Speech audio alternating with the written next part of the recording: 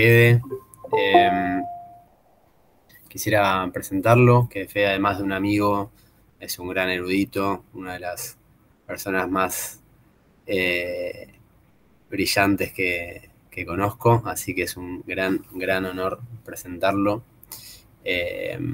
Cada vez que lo escucho, aprendo mucho. Son temas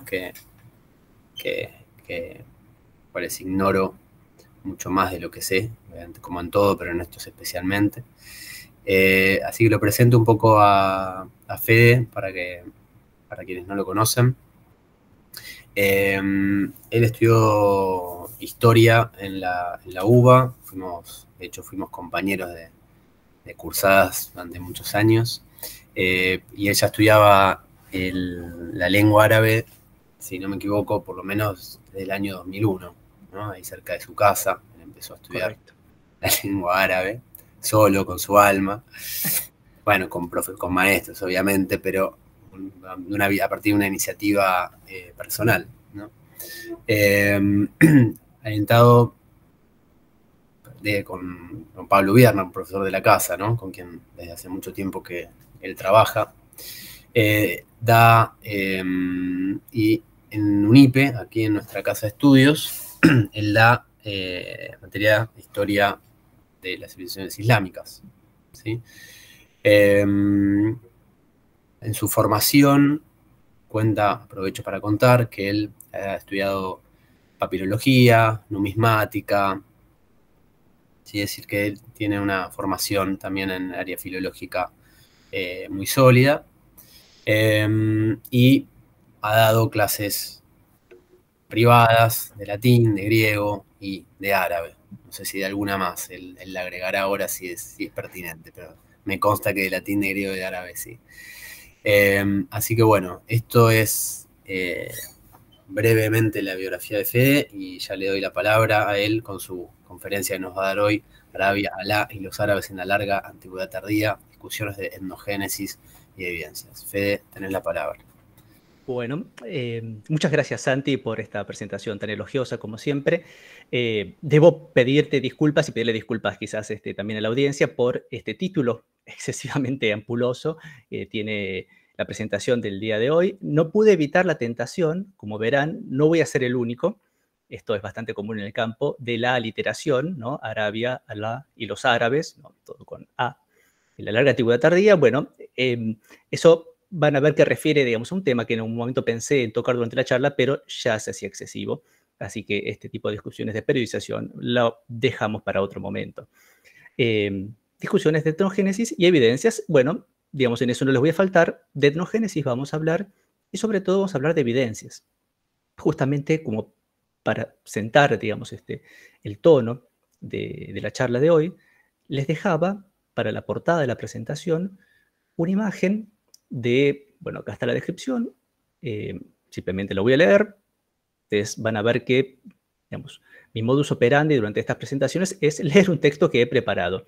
¿Por qué? Bueno, porque no me tengo fe como para improvisar. Hay gente que lo hace muy bien. No es mi caso. Creo que, digamos, diría menos sandeces leyendo de un texto ya preparado, revisado. Y sobre todo, digamos, las ideas más complejas, digamos, que pudiera enunciarlas van a poder seguir a partir de un texto, lo cual ayuda un poco a retenerlas y a poder ir masticándolas un poco a medida que se van a ir presentando. Bueno, entonces, lo que tenemos aquí, brevemente se los describo para que vayamos entrando en tema. Es un fragmento de un fresco mural, ¿no? Esto es una pintura, básicamente en una pared de un palacio, con una cabeza humana y una inscripción en escritura sudarábiga antigua. Yo durante esta charla no voy a entrar demasiado profundamente en la discusión de cuestiones lingüísticas o de epigrafía. Las dejo de algún modo por sentado. Yo sé que, por supuesto, esto no es de conocimiento común. Quédense tranquilos que va a haber una instancia de discusión al final y de preguntas. Si tienen alguna pregunta para hacerme, por supuesto, será el momento. Si también yo considero que algún tipo de aclaración es necesaria, eventualmente la voy a dar. Bueno, fíjense, no sé si pueden ver mi cursor, yo espero que sí. Aquí. Bueno, aquí tienen esta inscripción que acompaña esta escena. Esta inscripción se lee de derecha a izquierda. Esto es una característica del alfabeto sudarábigo, también se puede leer de izquierda a derecha, en ese caso los símbolos estarían orientados de otra manera, como por ejemplo sucede con el egipcio, digamos, en su escritura jeroglífica, o puede presentarse también en bustrofedón, ¿no? Con las orientaciones de izquierda a derecha o derecha a izquierda alternándose entre sí, entre líneas, o incluso, digamos, formando diseños espiralados, etc. Bueno, entonces, esta inscripción porta el nombre del personaje celebrado y nosotros lo vamos a leer con sus consonantes. ¿Por qué? Porque esta escritura, como muchas otras escrituras de las que vamos a hablar en el curso de esta charla, tiene esta característica, que es que solamente registran los sonidos consonánticos. Y, digamos, justamente por eso, o resulta imprecisa la reconstrucción de los sonidos vocálicos de estas lenguas, ¿no? En este caso, la lengua, esto es solo un nombre, de manera que en realidad no se puede saber cuál es la lengua que subyace detrás de él. El nombre aparenta ser árabe, ¿no? Aparenta ser un nombre del onomástico del árabe antiguo, pero bueno, la escritura sudarábiga fue creada primariamente para la lectura de las lenguas sudarábigas y podemos presumir que aquí la intención era representar el sabeo, ¿no? Una de las lenguas sudarábigas. En todo caso, como quiera que lo leyeran los lectores de esta inscripción, que también podían ser bilingües, por ejemplo, o sea, podían hablar lenguas distintas, digo más bien, nosotros solamente podemos leer ZKI, ¿no? Y esto, como les digo, va a ser una circunstancia que vamos a encontrar una y otra vez a lo largo de esta charla, no hay que desesperarse. Presumiblemente podemos vocalizar este término como Saki, ¿no? Bien, hallada entonces esta pintura mural, bueno, en una localidad que se llama Qaryat al-Faw, a veces al-Faw, ¿no? Que se localiza en el sur del actual reino de Arabia Saudita y que data de los siglos primero y segundo después de Cristo. Por supuesto, no tenemos elementos para una datación más precisa. Esta es una imagen de dominio público provista por Wikimedia Commons, ¿no? Esto siempre lo voy a aclarar cada vez que tengamos una imagen, si es de dominio público o si no lo es, ¿no? En cuyo caso, digamos, muy respetuosamente hacemos un préstamo y señalando, por supuesto, al autor y poseedor de los derechos de la obra. Bueno, pasamos entonces a esta tabla, que es el esquema de la charla, para ver que no tiene muchas secciones.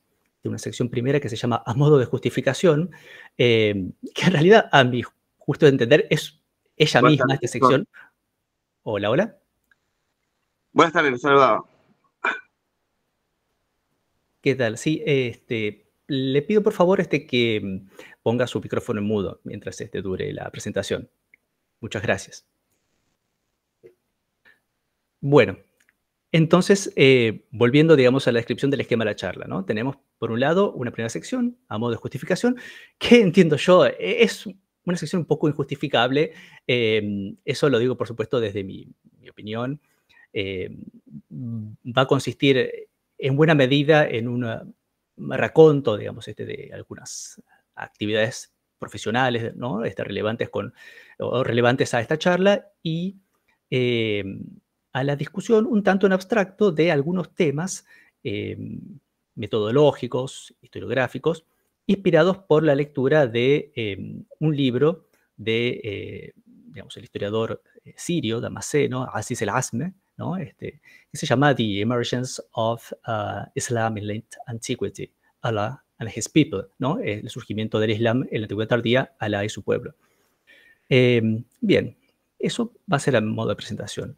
Tenemos luego una tesis controvertida que va a tratar, digamos, más no sé, inicialmente de la discusión de la tesis de Peter Webb sobre la etnogénesis de los árabes.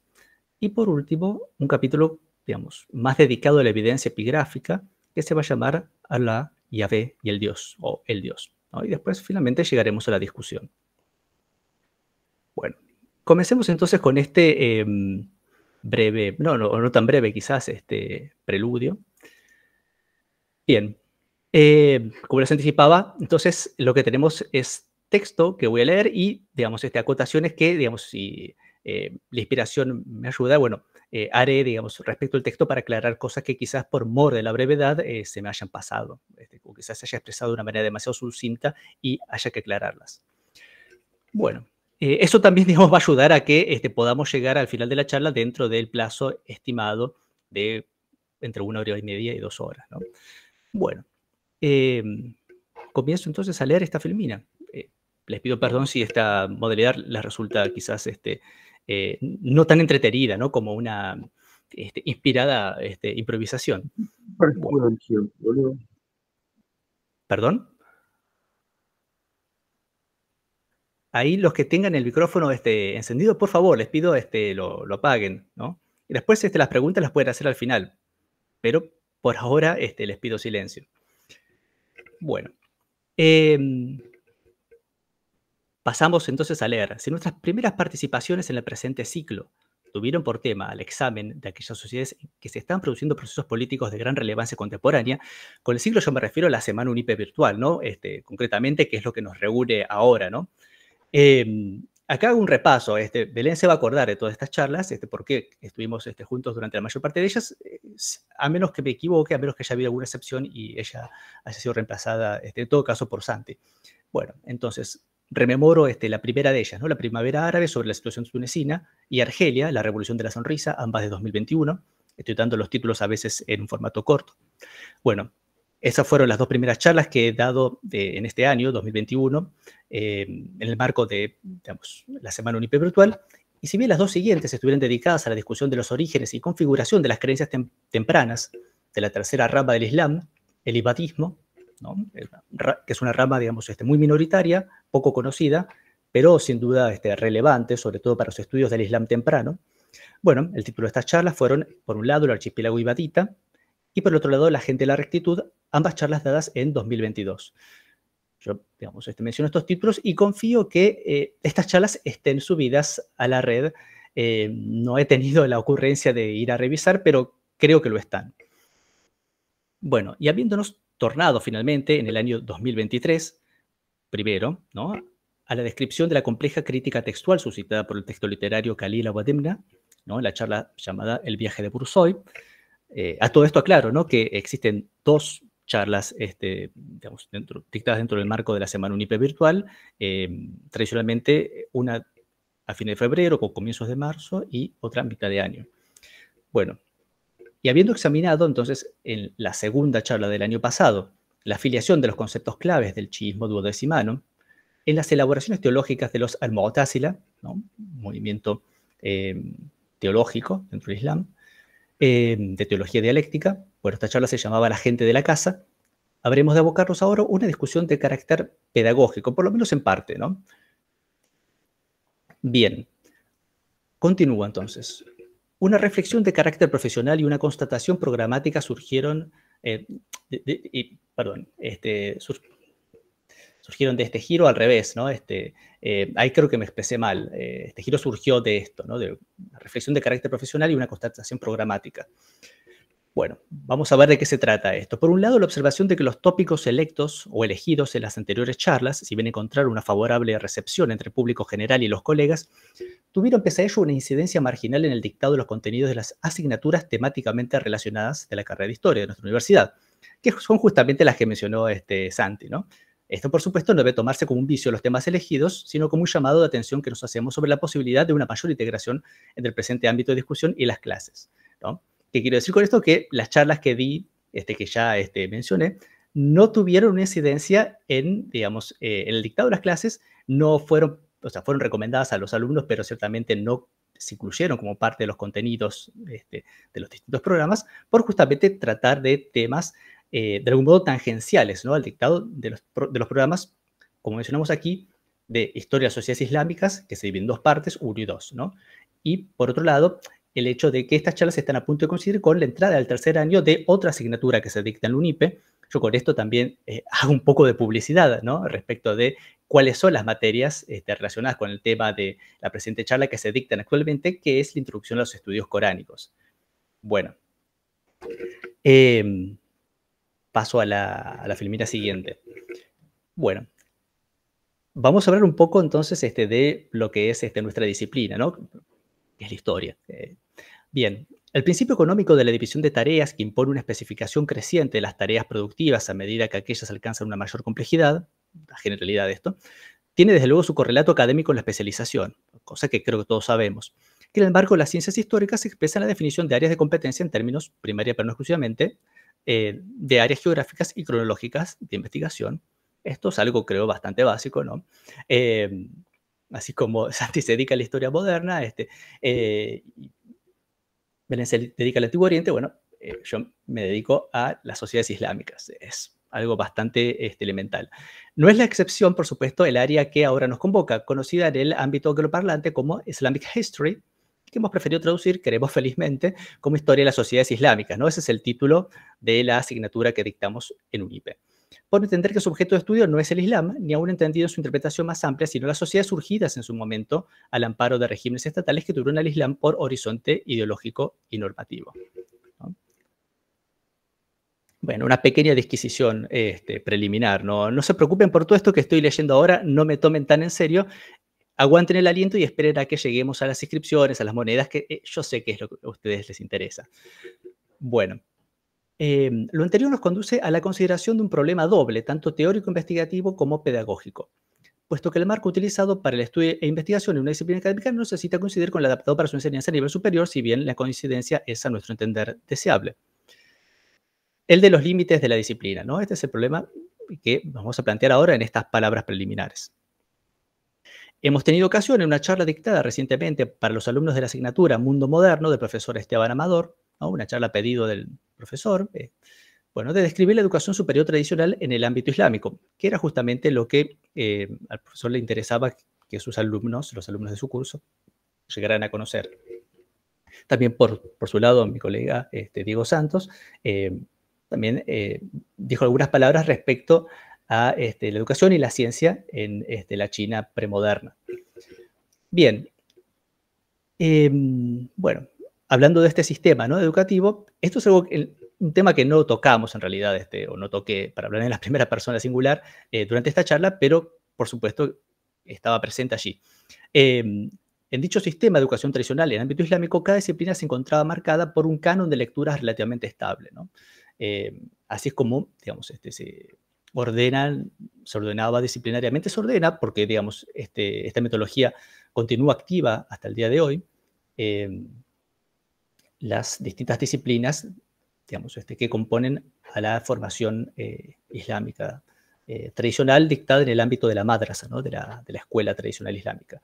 Bueno, este criterio bibliográfico, aunque fuertemente operativo, se encuentra supeditado en la educación e investigación académica moderna por otro de carácter, como hemos dicho, primariamente carácter espaciotemporal. Todos tenemos nuestra disciplina, libros que son clásicos, pero por supuesto la disciplina se define en general de otra manera, no a partir de un canon de libros clásicos, sino a partir de un problema, ¿no?, la definición de un campo de estudios. Bueno, prima facie, estaríamos en condiciones de adelantar, sin más que el problema que nos convoca toca el límite cronológico inferior de nuestra disciplina y su consecuente ámbito geográfico de relevancia. ¿Cuál es la relación que tiene esto con lo pedagógico? Bueno, esto es muy sencillo, ¿no? Ustedes saben, ya les he anticipado que comenzaré a dictar en este cuatrimestre Historia de las Sociedades Islámicas 1, ¿no? Y por lo tanto, un problema que se plantea cada vez que se inicia la cursada, en realidad ya está resuelto por el programa, ¿no?, que, digamos, incluye la resolución de este problema, es dónde empezar a dictar esta materia, o básicamente cuándo, ¿no?, comenzar a dictarla, a partir de qué periodo histórico comenzar con, digamos, el abordaje de problemas históricos referidos, por supuesto, digamos, a lo que es el objeto central de estudio de nuestra materia, que son las sociedades islámicas ya conformadas, ¿no? Bien, continúo leyendo. Eso, no obstante, a nuestro juicio sería un error, puesto que dejaríamos implícito y sin discutir cuál es el objeto del estudio de la misma. O sea, no quiero que la discusión se torne meramente cronológica, sino que hay que realmente entender, digamos, cuál es nuestro objeto para poder ver dónde se justifica colocar el límite cronológico inferior, ¿no? Bien. Tuvimos, por ejemplo, un texto clásico, hablando justamente del canon, ¿no?, que tiene cada disciplina, de indiscutible valor didáctico, ¿no? Y tenemos aquí a este libro que se llama Islamic History, A Framework for Inquiry, ¿no? Cuya edición revisada es de 1991 de Stephen Humphreys. Pues justamente acá Santi en su presentación mencionó mi colaboración con el doctor Pablo Viernes, y bueno, él, digamos, muy gentilmente me alcanzó como primera medida cuando, digamos, le presenté mis pretensiones, ¿no? de estudiar el mundo islámico, justamente este libro, que es una herramienta, como les digo, indudable, digamos, en la cual el profesor Stephen Humphreys básicamente nos muestra los instrumenta studiorum, ¿no? Los instrumentos de estudio de nuestra disciplina. Bueno, en su muy provechoso capítulo dedicado a la discusión de los problemas metodológicos específicos al estudio de la historia del Islam temprano, ¿no? Este es, básicamente, después de la introducción, es el primer capítulo. Los capítulos están organizados cronológicamente en esta obra. El autor asienta, sin mayor comentario, que el punto de partida de la historia islámica, entre comillas, o sea, Islamic History, ¿no? Que es el título de su obra y es el nombre de la disciplina, el mundo anglosajón. Bueno, entonces el punto de partida sería el año de nuestra era 622. Se entiende cuando el profeta Muhammad migrara desde la Meca natal a Yathrib, Medina, ¿no? Esta es una ciudad o localidad cuyo nombre va a cambiar en el decurso de la historia, y estableciera allí los cimientos de una comunidad y un estado, ¿no? Entonces, ¿qué es lo que dice Stephen Humphreys? Bueno, a boca de jarro nos dice la historia islámica comienza en el 622. Bien, como pueden imaginar, no es algo que me deje demasiado contento. El criterio de selección no explicitado, evidentemente, es que el objeto de estudio de nuestra disciplina es la formación estatal vinculada inmediatamente con el fenómeno que, con el correr del tiempo, sería prematuro emplear el nombre en el contexto del año 622, sería denominado Islam. Bueno, en apariencia, en vista de lo ya expresado, nos encontraríamos en coincidencia con Humphreys, ¿no? Estamos de acuerdo que el objeto de estudio de la historia de sociedades islámicas, la Islamic History, les études islamiques, ¿no? En francés, bueno, sería justamente esto, ¿no? La formación estatal vinculada con el Islam, ¿no? Que primeramente, digamos, las formaciones estatales vinculadas con el Islam, primeramente el califato y luego las distintas entidades políticas que de él se derivan. Bueno, sin embargo, aquí aclaro, dicha cronología nos resulta tendenciosa e insatisfactoria. Vamos a ser un poco duros con el pobre Stephen Humphreys, que en realidad tanto nos ha ayudado a comenzar en nuestra carrera. Tendenciosa puesto que ella coincide notoriamente con el grado cero de la perspectiva que los cronistas musulmanes del periodo clásico quisieron instaurar, ¿no? Cuando digo el periodo clásico, siglo IX y X, fundamentalmente. La égira como momento refundacional de la historia universal, asignada de allí en adelante por el calendario egiriano, ¿no? Ustedes saben que dentro del ámbito del Islam se utiliza otro calendario, que no es el calendario cristiano, ¿no? Que nosotros utilizamos, ¿no? Su versión gregoriana, etcétera, ¿no? Sino que se utiliza el calendario egiriano, que tiene como punto de partida, como año 0, diríamos en realidad 1, que corresponde a nuestro año solar 622 después de Cristo. Puede ser justamente este el momento en el cual el carácter, el personaje, digamos, fundador, ¿no? de esta religión y de este ámbito de la civilización, Muhammad bin Abdallah, profeta Muhammad, si queremos, bueno, justamente realiza su migración y establece entonces los principios de un Estado regido bajo el signo de lo que futuramente se llamará Islam, ¿no? En ese momento no tiene ese nombre todavía, ni siquiera se encuentra plenamente formado. Bueno, entonces, tendenciosa llamamos a la definición, digamos, límite cronológico inferior de la disciplina de Stephen Humphreys por esta razón, ¿no? Porque coincide demasiado confortablemente con la propia perspectiva de los historiadores o cronistas islámicos del periodo clásico, ¿no? Y con la imagen, ¿no? de la historia, digamos, que ellos nos querían transmitir.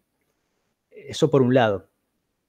Por otro lado, insatisfactoria, puesto que asume gratuitamente que todos los elementos del Estado a fundarse ya se encontraban en Nuque, ¿no? En la semilla, en la persona del profeta y en el texto de su libro.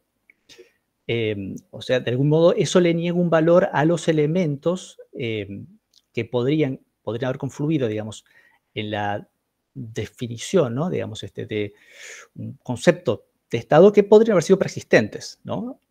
Y nos ahorra entonces de tocar, digamos, o de examinar la historia de la Arabia preislámica, ¿no? Si confiamos en Stephen Humphreys, un erudito, un estudioso de la Islamic History, de la historia islámica, no debería tocar esos temas, ¿no? Debería dejar esos temas de la Arabia preislámica a otros, ¿no? Eso se da a entender, no lo dice así abiertamente, de hecho matiza bastante, digamos, esta afirmación, pero, digamos, él no discute los materiales que harían la formación de un especialista en la Arabia preislámica, ¿no? Entiende que son otras personas las que deben encargarse de ello. Y es cierto, por otro lado, que, digamos, el estudioso de las sociedades islámicas, del mundo islámico, en realidad tiene un camino tan largo a recorrer que muchas veces no tiene por qué preocuparse, ¿no?, de estos temas, pero nosotros nos preocupamos de ellos. Bueno, aquí simplemente para cortar un poco, digamos, con el tedio del texto, decidí introducir, dado que, bueno, uno de los temas de la charla es Arabia, ¿no?, se llama así, un mapita que me ha parecido muy simpático, ¿no? Y simplemente acá dejo la referencia, ¿no? Tabula Sexta Asiae, ¿no?, la tablita sexta de Asia, iluminación del manuscrito geográfico latino, cosmografía Claudi Ptolomei Alexandrini, ¿no?, una cosmografía de Ptolomeo, por supuesto, bueno, con el autor, etcétera. Referencias, dónde se encuentra, en fin, digamos, me pareció simpático dejarla aquí con, bueno, aquí una perspectiva, ¿no? Digamos, justamente la genialidad de Ptolomeo es haber, digamos, adosado a su geografía estos mapas, ¿no? Estas tablas, donde se ve, bueno, una Arabia Félix es una definición bastante amplia, ¿no? Porque la Arabia Félix, en general, digamos, se entendía en la antigüedad como el Yemen, el rincón sudoccidental de esta península, mientras que todo el resto se entendía como lo que dice acá, ¿no? Arabia deserta, ¿no?, la Arabia desértica, ¿no? Creo que esto no necesito, digamos, comentarlo. Espero que todos tengan presente más o menos que hay una diferencia climática muy considerable entre lo que es el rincón sudoccidental de Arabia y todo el resto. Bueno, y aquí tenemos los distintos golfos, ¿no? Indicados, Sinus Arabicus, Sinus Persicus y Mare Indicum, ¿no? En esto, digamos, la cosmografía sigue, esto lo digo también a modo de distensión, el concepto, digamos, nacionalista iraní moderno, ¿no?, que defiende que el nombre de este golfo es Golfo Pérsico, digamos, diferencia del concepto nacionalista árabe, ¿no?, que le llama Golfo Arábigo, ¿no?, mientras que esto sería el Mar Rojo, por supuesto, en esa concepción. Bueno, esto a modo de distracción, por supuesto, volvemos ahora nuevamente a esta discusión preliminar. Bueno, sería injusto achacar aquí a Stephen Humphreys un sesgo muy presente, aunque no siempre abiertamente invocado, en la definición de las áreas de estudio, el de las competencias auxiliares. Resulta incómodo admitirlo, puesto que la elección de los instrumenta studiorum debería encontrarse supeditada en principio a la de los problemas abordados y a los criterios metodológicos del investigador. Vamos a ver ahora digamos, a dónde queremos ir con esto. Sin embargo, la práctica resulta de particular relevancia para la delimitación de los campos disciplinarios tocantes al estudio de las sociedades dotadas de escritura, las competencias lingüísticas, ¿no? Habida cuenta de que para el estudio de las sociedades islámicas, al menos en la mayor parte de sus tiempos y espacios, parece necesaria la capacidad de leer textos en árabe, bueno, no resultaría descabellado fijar el términus postquem de la disciplina en el momento de la emergencia del primer texto masivo en dicha lengua, o sea, el Corán. O sea, todo esto en realidad es poner palabras en boca de Stephen Humphreys que en realidad él nunca ha dicho, ¿no? Pero, digamos, aquí lo que estoy, o lo que estoy jugando, ni siquiera esto merece el nombre de especulación, es, digamos, con la operatividad de este criterio. Bueno, digamos, el especialista en historia islámica, como mínimo, debe poder estar en condiciones de leer textos literarios complejos, ¿no?, en lengua árabe.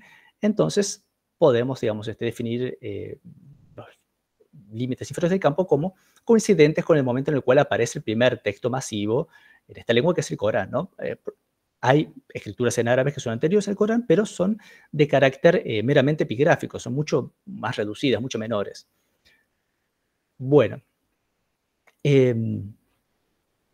lejos de ello, Stephen Humphreys postula el argumento de que, si bien los documentos externos a la tradición historiográfica islámica, escritos la mayor parte de las veces en otras lenguas que el árabe y de formato variable, literario, numismático, papirológico, resultan útiles para el estudio del Islam temprano, ello no obsta de que dicha tradición sea de mayor relevancia para nuestro conocimiento del período.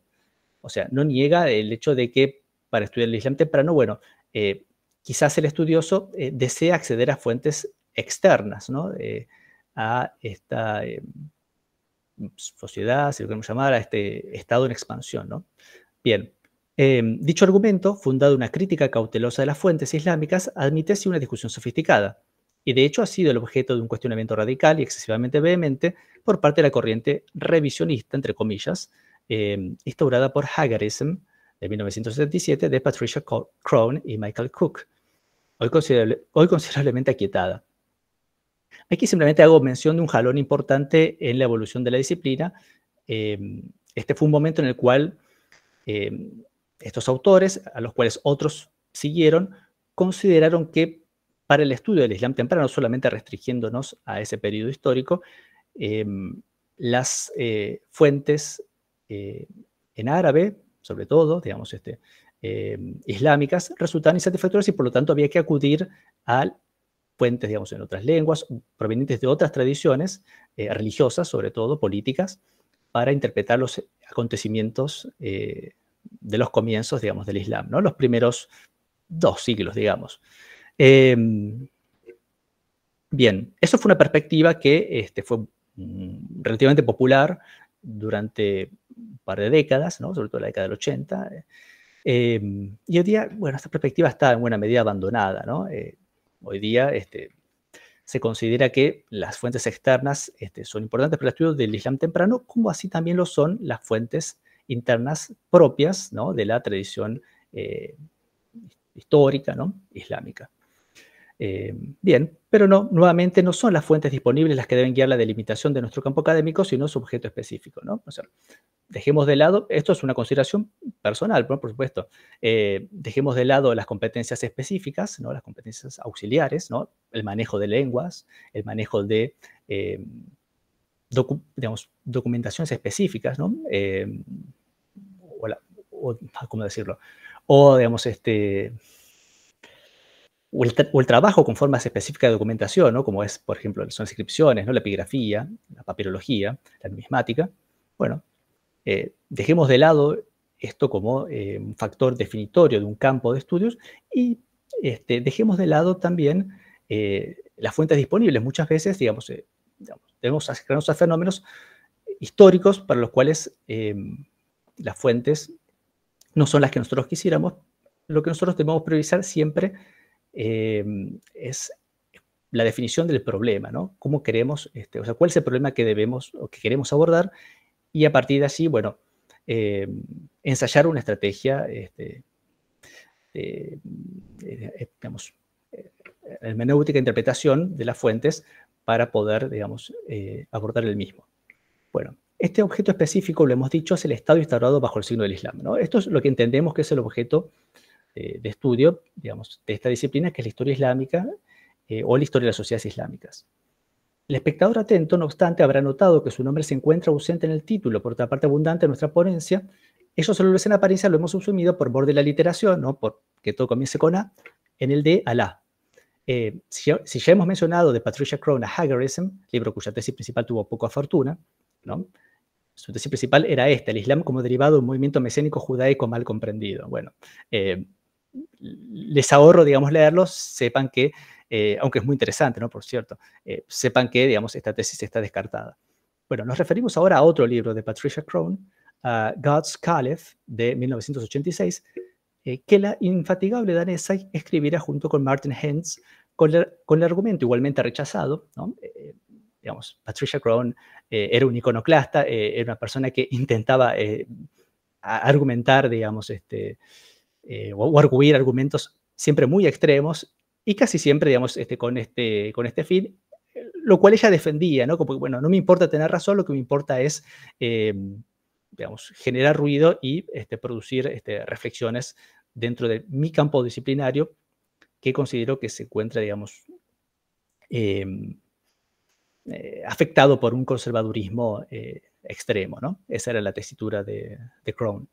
Bueno, entonces, en este libro, ella, junto con Martin Hens, avanza el argumento según el cual los califas omeyas no habrían buscado legitimarse como sucesores del profeta al mando de la comunidad, ¿no? Cuando yo pongo comunidad, por supuesto, suele ser una traducción de umma, lo que es la palabra árabe que designa la comunidad de los creyentes, de los musulmanes, sino como vicarios de Alá en la tierra, ¿no? O sea que la idea de ella era que los califas de esta primera dinastía del Islam no se representaban a sí mismos como sucesores de Muhammad, del profeta, del fundador de la comunidad, sino directamente como lugartenientes, ¿no? Prefectos de la divinidad directamente, ¿no? En la tierra. Bueno, una glosa, aquí la juzgo a esta pretensión, excesiva en verdad, de la inscripción en la monedación transicional en plata de Abd el-Malik, ¿no? Abd el-Malik, por supuesto, es el segundo califa de la rama marwánida de la dinastía omeya, ¿no? Y aquí pasamos a lo que a nosotros nos entretiene, ¿no? Que es el examen de las fuentes, ¿no? Todo esto hasta aquí, digamos, pueden olvidarse de ello, digamos, de todo lo que dije, es mero palabrerío. Esto es, digamos, lo interesante, creo. Bueno, vamos a ver entonces esta monedita, ¿no? Aquí te dejo la descripción. Ustedes, mientras tanto, la pueden ir observando. Tenemos el anverso y el reverso, ¿no? Esta es una dracma de plata árabe sasánida con busto de Khusro II, ¿no? Bueno, el monarca, digamos, sasánida, reinante del 591 después de Cristo al 628, en anverso, y la inscripción en orla, aquí la tenemos, ¿no? Se lee en este sentido: Bismillah, la ilaha illallah wahdahu, Muhammad Rasulallah, ¿no? Con la traducción: en el nombre de Alá, no hay Dios sino Alá, él solo, Muhammad es el enviado de Alá. Y en campo, ¿no? En el interior de este círculo, Duriba fi sana, ¿no? Fi sana Hams, ¿no? En el año 5, Wasab'in y 70, ¿no? Acuñada en el año 75, que corresponde, del año de la Égira, que corresponde con el 694-695 después de Cristo, ¿no?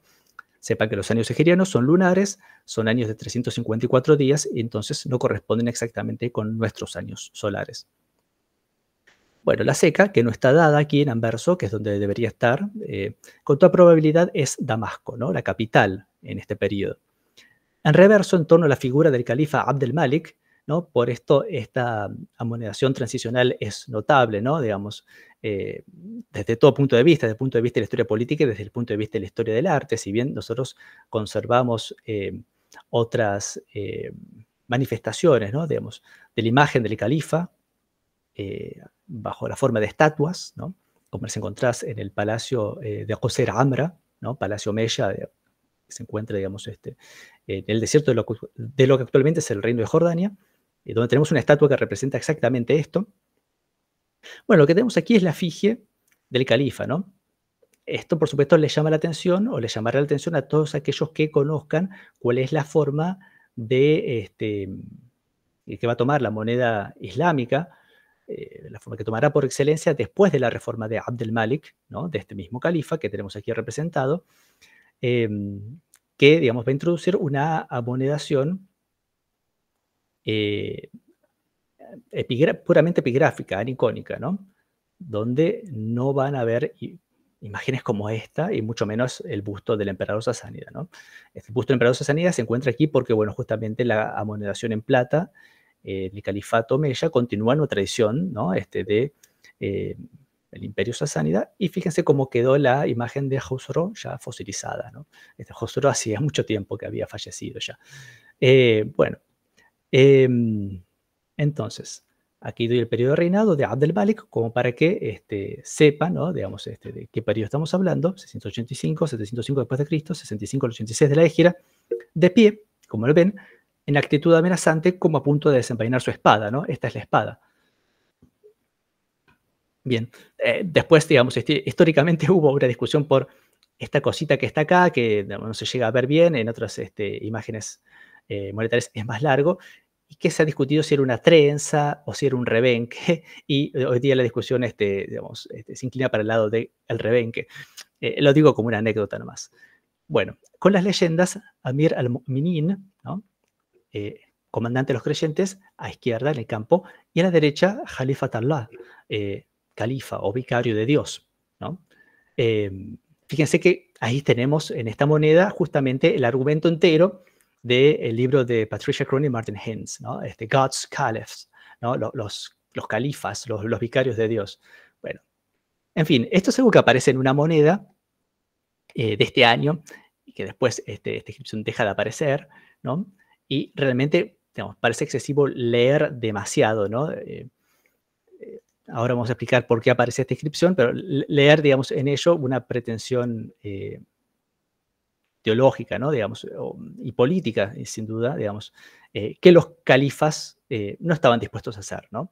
Preferían, digamos, reclamarse sucesores de los sucesores del profeta, o sucesores del profeta eventualmente, y no directamente lugartenientes de Dios en la tierra, si bien, digamos, la idea queda flotando en el ámbito de la corte califal, pero no es la manera en la cual ellos desean comunicar, digamos, su autoridad al público, ¿no? Bueno, vamos a explicar por qué es esto. No es el punto que esta titulatura estridente, recuperada por los omeyas de Córdoba, cuando estos reclaman el califato, ¿no? Ahí Abd-ar-Rahman también se va a llamar califa de Dios, ¿no? O sea, eso demuestra que hubo un recuerdo, ¿no?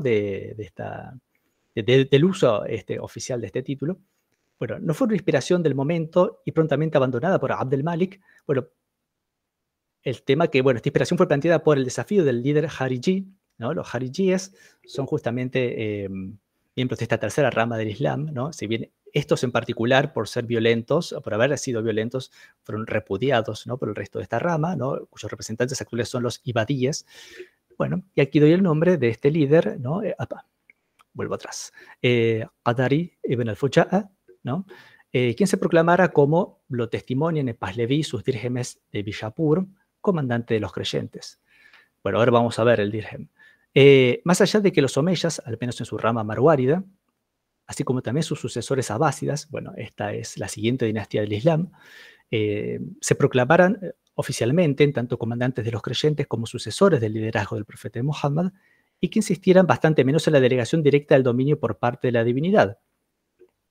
Quizás por ser esta justamente la posición Jariji, ¿no? Cuyo leitmotiv, el leitmotiv de este movimiento político insurreccional era la hukma illa lillah.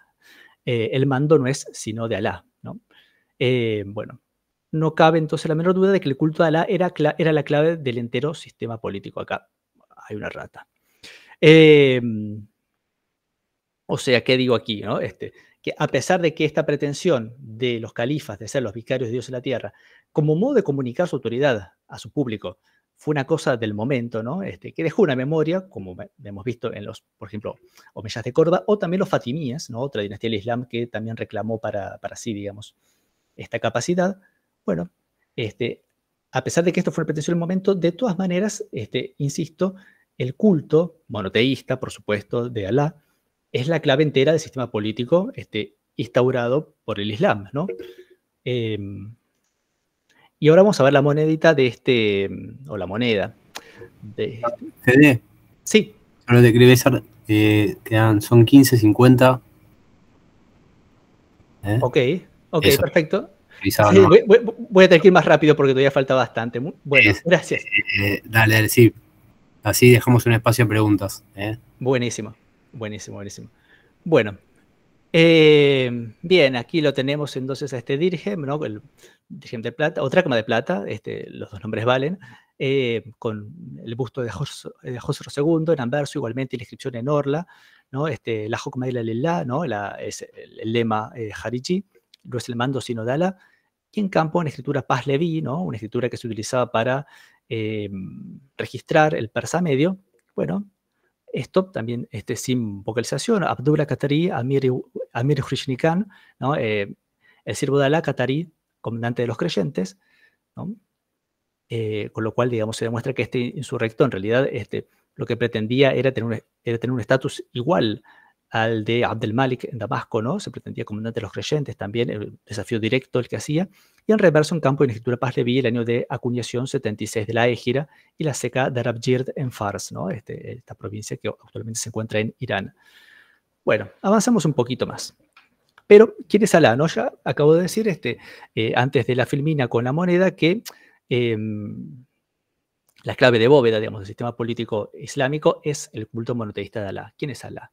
¿No? Bueno, la respuesta convencional parece ser el equivalente islámico del Dios universal y supremo, creador del mundo y único verdadero, al que judaísmo y cristianismo han llegado a definir ya con bastante rigor para el siglo VII, ¿no? por supuesto, digamos, el monoteísmo no surge de un día para otro. Y, sin embargo, esta definición nos parece insuficiente. En efecto, según la aquilatada cronología establecida por Theodor Nöldeke, ¿no? También otro personaje clásico, ¿no?, dentro de la disciplina, sobre todo de los estudios coránicos, su Geschichte des Korans, ¿no?, de 1860, Alá no es sino el último en aparecer de los 3 nombres de Dios hallados en el Corán, ¿no? Lo que hace Nöldeke es una cronología, sobre todo de los capítulos del Corán, ¿no? Y justamente uno de los criterios organizativos que él encuentra es el de la mención sucesiva de esos 3 nombres para la divinidad.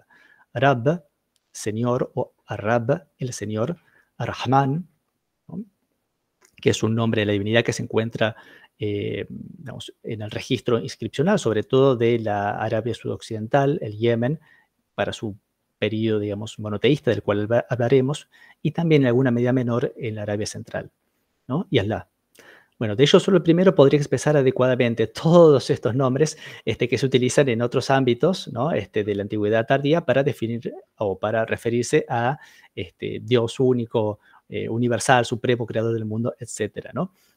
Kyrios, Dominus, ¿no?, Adonai, Elohim, ¿no?, y Aloho en siríaco. Bueno, con el que, pese a la similitud, Allah no se encuentra directamente relacionado. Suenan muy parecidos, ¿no? Aloho, esto en siríaco occidental, Alaha en siríaco oriental, pero no hay relación directa, ¿no? Nos encontramos ante un problema de traducibilidad del nombre divino como el planteado por el finado Jan Assmann, ¿no? Bueno, ya que falleció hace muy poco y es también un personaje muy relevante, o sea, directamente dentro de las humanidades, ¿no?, como un todo. Bueno, me gustó, digamos, me pareció indicado simplemente mencionarlo al pasar. Alá no es un nombre específicamente árabe, encontrado ya en las inscripciones safaíticas, por definición. Alá es, perdón, un nombre específicamente árabe, encontrado ya en las inscripciones safaíticas, por definición precristianas, ¿no? Esto en contraste con este nombre divino Ar-Rahman, que aparece ya en una forma sudarábiga, ¿no?, Rahmanan, ¿no? Ese an final es el artículo equivalente a al del árabe.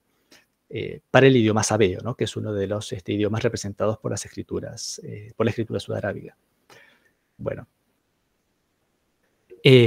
continúo. Hemos afirmado previamente que el orden político que inaugura el Islam se sustenta en el culto de Alá.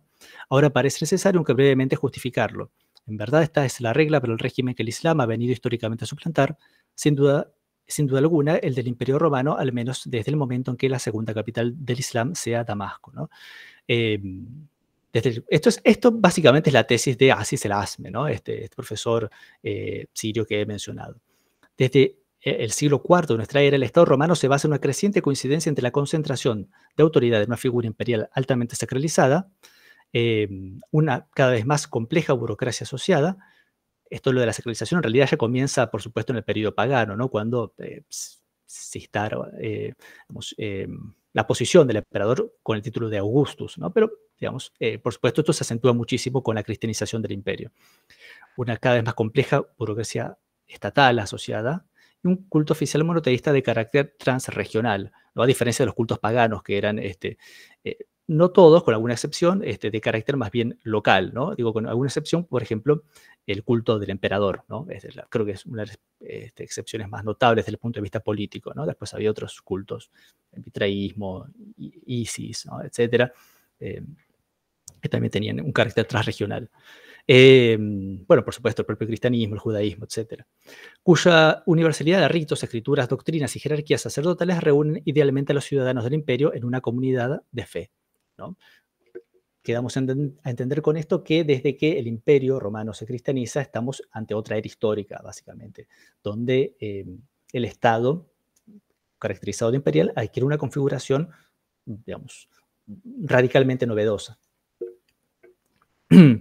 Y que el Islam se va a inscribir en esa historia, ¿no? El Estado fundado por el Islam va a reemplazar en ese papel, digamos, en cuanto a Estado, digamos, organizado en torno a una comunidad de fe, al Estado romano, evidentemente, en el Medio Oriente. Bien, este modelo político, aunque anticipado en un siglo, no pudo ser plenamente realizado, como explica Parvaneh Pourshariati, ¿no?, en su Decline and Fall of the Sasanian Empire, de 2008, por el imperio de Ctesifonte, ¿no? Aquí me refiero al rival de Roma, ¿no? Que son los sasánidas, ¿no? Porque bueno, hay que dar cuenta de ellos, evidentemente, que permaneció al nivel de una confederación fuertemente condicionada por la autonomía de sus aristocracias regionales, fundamentalmente partas, y en el que tanto la centralización política como la afirmación de la supremacía de la fe imperial zoroastriana no fueron sino episódicas, ¿no? En contraste con Roma, todo esto. En cierto modo, aun cuando la comunidad y el Estado creados tras la égira por Muhammad, evidenciados por la llamada Constitución de Medina, un documento muy antiguo, ¿no? De esta comunidad, pretendidamente del año primero o segundo, ¿no? Al menos en una de sus versiones, ¿no? Tuviera rasgos idiosincráticamente locales, ¿no? Estos son los principios, por supuesto, de esta comunidad y este Estado, ¿no? Cuando se encuentran todavía basados en Medina, y es en esencia una ciudad-estado, ¿no? En su expansión, cuando el Islam se expanda de Medina y realmente por medio de las conquistas termine por abrazar todo lo que es lo que podemos llamar, digamos, brevemente el Medio Oriente, en su expansión estos dieron en entroncar con los temas centrales de la organización política del Mediterráneo tardo antiguo y en difundirlos por los vastos dominios asiáticos de los sasánidas y aún más lejos, ¿no? Por lo menos en época omeya, hacia el Asia Central, etc. Bien, y con esto, digamos, doy por cierre a esto que fue una introducción solamente. Y pasamos a esta sección que es una tesis controvertida, ¿no? En la cual hablaremos de la tesis de Peter Webb. Bien, en 2016 el británico Peter Webb hizo pública por medio de su libro Imagining the Arabs, Arab Identity and the Rise of Islam, una tesis que hubiera debido sin duda haber sido controvertida, pero que, de manera sorpresiva, aunque quizás no tanto, dado el consabido conservadurismo del campo de los estudios islámicos, yo me refería a Patricia Crone tratando de romper un poco con esa regla, ha suscitado bastantes menos reacciones de lo esperable. Se trata, en palabras del autor, de una reivindicación de la tesis del orientalista austríaco David Heinrich Müller, enunciada en la entrada a Arabia del volumen 2.1 bueno, esto es un texto de referencia, ¿no? Paulus Real Enzyklopädie der klassischen Alten und Wissenschaften, ¿no? La enciclopedia real de Pauli Visova, ¿no? Los estudios de la antigüedad, de estudios clásicos, perdón. Estudios de la antigüedad clásica, de 1895, ¿no? En 1895 es cuando se publicó este volumen, ¿no?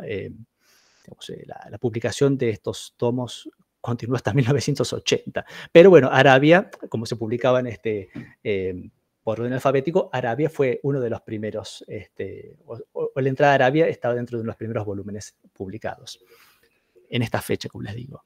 Bueno, entonces, lo que proponía Müller en este artículo es que, pese a las reiteradas menciones de los árabes, ¿no? Ahí estamos entrando en tema, la etnogénesis y los árabes, por parte de los escritores de distintos pueblos de la antigüedad, ninguna población de la península arábiga se habría identificado de ese modo antes de la culminación exitosa de la misión profética de Muhammad. O sea, ¿qué quiso decir aquí? Básicamente que antes del Islam, antes de Muhammad, no había árabes, ¿no? Bueno, en palabras de Müller, ¿no? Espero que aquí, digamos, no me falle mi alemán, que es dentro de todo acotado, ¿no? Bueno, Muhammad, da die arabischen Völkerschaften zu einer Nation geeinigt und zu einer Glaubens- und Staatsgenossenschaft umgebildet hat, ¿no? Muhammad, quien unificó a las poblaciones árabes en una nación y, digamos, que, ¿cómo decirlo? Y ¿cómo traducir esto? Les dio la forma, ¿no? De una comunidad estatal y de la fe, ¿no? Bueno, y sigue la oración, ¿no? Pero bueno, esta es la parte provocativa, ¿no? Del texto. Esta perspectiva, entonces, contraria al sentido del esencialismo étnico característico de la época, ¿no? Ubiquémonos en Europa, vamos, de fines del siglo XIX, la era del nacionalismo, ¿no? Y que suponía a las identidades nacionales como constantes, sino raciales, al menos culturales, establecidas ad antiquo, ¿no? Desde la más remota antigüedad. Bueno, entonces esta perspectiva fue duramente rebatida por Theodor Nöldeke, nuevamente, ¿no? En su artículo Arabians, ¿no? Del volumen 1 de la Enciclopedia Bíblica, ¿no? Acá me lo puso con acento, pero bueno, era en latín. El autocorrector hizo esto. De 1899, ¿no? en los siguientes términos, ¿no? Acá Nöldeke va a escribir en inglés, porque bueno, los digamos, eruditos de la época son por supuesto políglotas. También, the distinguished scholar D.H. Müller has mentioned that the name Arab was unknown to the natives of Arabia until Muhammad introduced it as a national designation. This view, however, is scarcely tenable. Bueno, el distinguido académico D.H. Müller ha mencionado que el nombre árabe era desconocido para los nativos de Arabia hasta que Muhammad lo introdujo como una designación nacional. Esta perspectiva, sin embargo, es apenas sostenible. Bien, bueno. Bastante agresivo el tono de Nöldeke aquí, quien en un ejercicio de filología comparada, ¿no?, relacionaba, para justificar esto que había dicho, al etnónimo árabe con términos en otras lenguas semíticas que denotan desierto y nómada. Bueno, y al hacerlo cifraba la esencia de la identidad árabe en el modo de vida beduino. Bien. Ahí Nöldeke no se adelantó a sus tiempos y bueno, recayó en el esencialismo, básicamente. Característico del paradigma del periodo era que Nöldeke considerara a su rival refutado con la mera mención de un poema reputado preislámico citado por el erudito islámico At-Tabari, muerto en 923, de la hijra el 310, en su Crónica Universal, cuando hoy día tal evidencia sería objeto de una mirada mucho más crítica. Bueno, esto es, aquí estoy siendo malo con Nöldeke, básicamente. El punto, no obstante, es que en el tiempo transcurrido entre Nöldeke y Webb, ha ocurrido un deslizamiento de paradigmas respecto al problema de la identidad étnica. Bien, no solamente el pensamiento esencialista ha quedado profundamente desacreditado desde la segunda posguerra, bueno, por circunstancias que huelga comentar, sino que se ha producido una fecundísima recepción del pensamiento del sociólogo Max Weber, que sí calculo que lo ubicarán todos, representado en su libro publicado póstumamente en 1921 por su esposa, ¿no? Wirtschaft und Gesellschaft, ¿no? Economía y sociedad. Quien introdujera la noción de la constitución de las identidades étnicas como proceso, etnogénesis, si bien él no utilizó la palabra, construida a partir de una reevaluación mítica del pasado colectivo y de los orígenes. Bueno, el argumento de Webb entonces es sencillo y difiere solo en un punto importante del de Müller, ¿no? Se apoya en la tesis del estadounidense Fred Donner, sintetizada en su libro, estoy mencionando también la bibliografía importante, dicho sea de paso, Muhammad and the Believers, de 2010, según la tesis, el Islam, concebido en sus orígenes como un ecuménico, aunque militantemente monoteísta movimiento de los creyentes, experimenta una transformación a partir del reinado de Abd al-Malik, que ya mencionamos, y se convierte en la ideología imperial de un Estado islámico.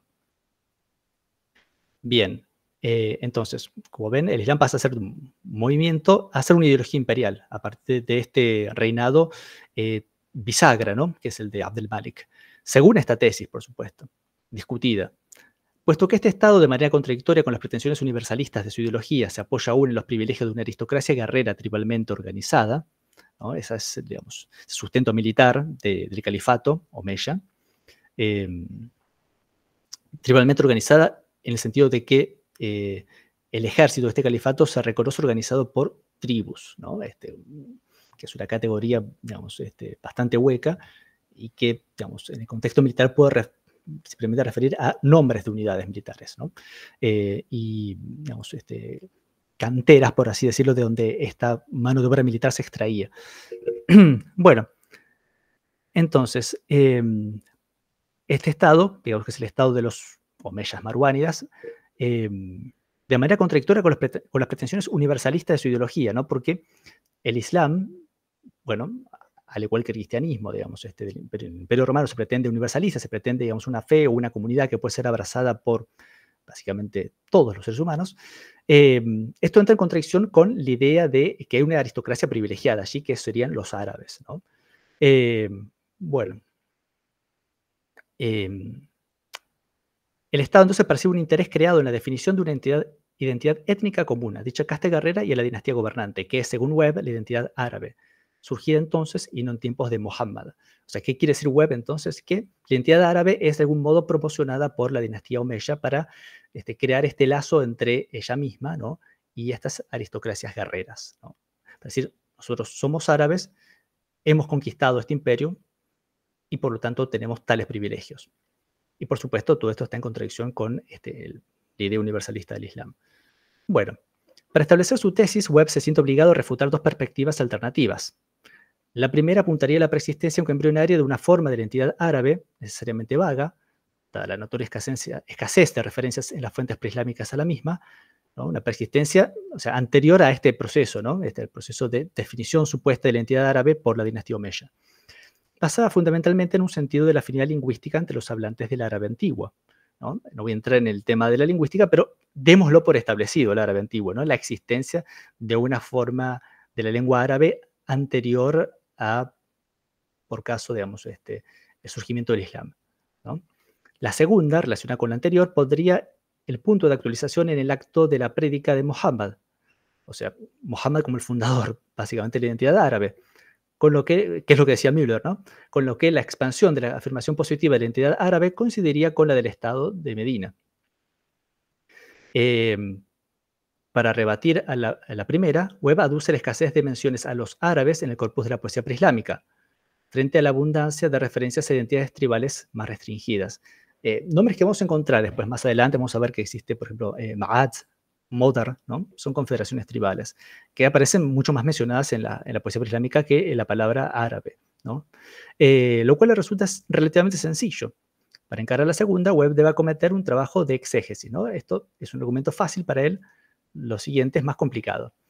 En efecto, el obstáculo principal para la tesis de Webb en dicho terreno es la presencia en el Textus Receptus coránico, el texto que nosotros tenemos, de 6 instancias en que el texto se define a sí mismo como Qur'an Arabi, ¿no? Y acá tenemos los pasajes donde aparece esto, ¿no? Digamos, en general, cuando se discute el Corán, no se entra, digamos, en el tema de la autoría. Aquí, digamos, este concepto moderno de autoría no es muy aplicable, y simplemente se habla de el texto como expresándose a sí mismo, lo cual, por supuesto, es, digamos, desde alguna perspectiva no confesional es un abuso, pero es la tradición, ¿no? Entonces el texto se refiere a sí mismo como un Qur'an árabe. No entramos en el problema, que también es bastante áspero, ¿no? De qué significa Qur'an como nombre, sino en el adjetivo, en el problema del adjetivo árabe, traducido a primera vista como Corán árabe, ¿no?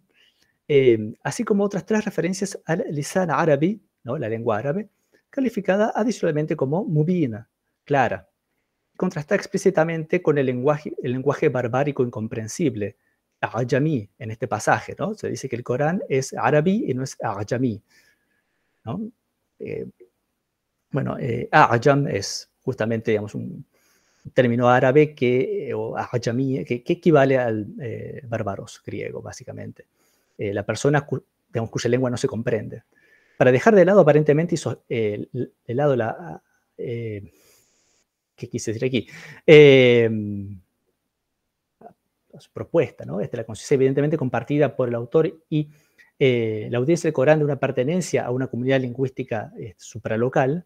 Webb decide entrar en el siempre riesgoso terreno de la filología comparada y la etimología, visto que hemos visto, criticaba en Nöldeke, ¿no? Webb criticaba de Nöldeke que construyera una etimología fácil de árabe como beduinos, pero él, digamos, comete lo mismo, lo cual me parece muy irónico.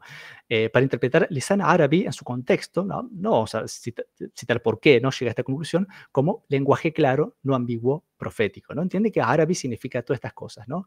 Que transmite una connotación de pureza, y por lo tanto no se refiere a un nombre étnico. No es un Corán árabe, es un Corán claro solamente.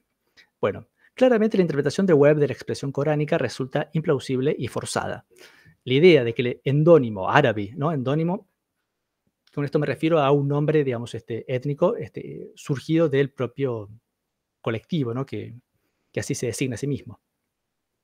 Habría surgido en tiempos marwáridas, ¿no? Hablamos de esta segunda rama, digamos, de la dinastía omeya, paralelamente a una etnogénesis motivada por factores esencialmente políticos, todo este tema de la aristocracia, digamos, tribal y guerrera, ¿no? Reclamando sus privilegios, como consecuencia de una incorrecta y a posteriori interpretación del término coránico idéntico, ¿no? ¿Qué es lo que quiso decir acá Webb? Que básicamente en este periodo estos, digamos, habitantes, ciudadanos, ¿no? Digamos, del imperio islámico, del califato, ¿no? Leen el Corán, encuentran esta expresión Corán árabe y la reinterpretan, ¿no? Como un gentilicio, ¿no?